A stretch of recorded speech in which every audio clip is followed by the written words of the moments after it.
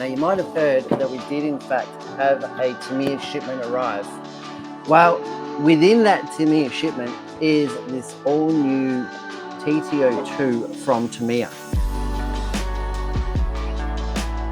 It is the Porsche 911 GT3R, new livery and new body set. I love it. I absolutely love it. I love the wing on it. I love the body set. And the TT02 is a very, very humble chassis. If you are getting into RC, or even if you just love Porsches, it is a really good model to build. You can make it really realistic, I suppose, if you like weather it and really go to town on it, or you can make your favorite replica of your favorite Porsche Cup car.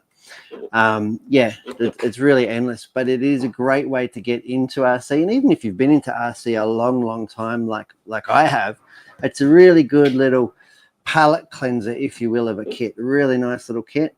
They do put a lot of different body shells onto them, and this is the all new Porsche. You can come in, Kawa. I won't bite. Well, not hard anyway. Just don't want to interrupt you. No, that's okay. Yeah. You can interrupt me anytime. I was just showing the box on this one. Oh, that's a new arrival, right? That's a brand new arrival, yeah, and a brand new Porsche.